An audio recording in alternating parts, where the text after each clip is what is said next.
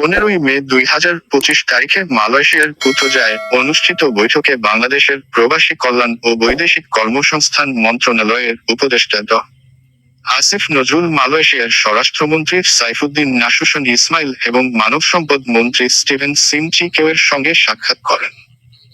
এই বৈঠকে মালয়েশিয়ার শ্রমবাজার পুনরায় চালুর বিষয়ে নীতিগত সিদ্ধান্ত গৃহীত হয়েছে, যা 21 মে ঢাকায় অনুষ্ঠিতব্য যৌথ ওয়ার্কিং কমিটির বৈঠকে চূড়ান্ত হবে। বৈঠকে মালয়েশিয়া আগামী কয়েক মাসে 1 থেকে 1.5 লাখ বিদেশি শ্রমিক নিয়োগের পরিকল্পনা করেছে এবং বাংলাদেশকে সর্বোচ্চ অগ্রাধিকার দেওয়ার আশ্বাস দিয়েছে। বিশেষ করে, গত বছর মালয়েশিয়ায় যাওয়ার সুযোগ থেকে বঞ্চিত প্রায় 17,000 বাংলাদেশি শ্রমিকের মধ্যে প্রথম দফায় 7,926 জনের তালিকা চূড়ান্ত করা হয়েছে। বৈঠকে আরও আলোচনা হয়েছে অবৈধভাবে অবস্থানরত বাংলাদেশি শ্রমিকদের নিয়মিতকরণ, মাল্টিপল ভিসার সুবিধা এবং নিরাপত্তাকর্মী, নার্স ও কেয়ারগিভার সহ দক্ষ কর্মী নিয়োগের বিষয়।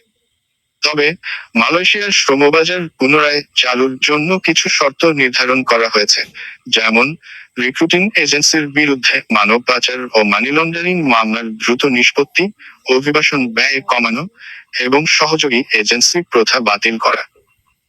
এই বৈঠকের মাধ্যমে মালয়েশিয়ায় বাংলাদেশের শ্রমিকদের জন্য নতুন সুযোগের দ্বার উন্মুক্ত হয়েছে, যা দেশের রেমিটেন্স প্রবাহ বৃদ্ধিতে সহায়ক হবে। আপনি চাইলে এই বিষয়ে আরও বিস্তারিত জানতে নিচের ভিডিওটি দেখতে পারেন।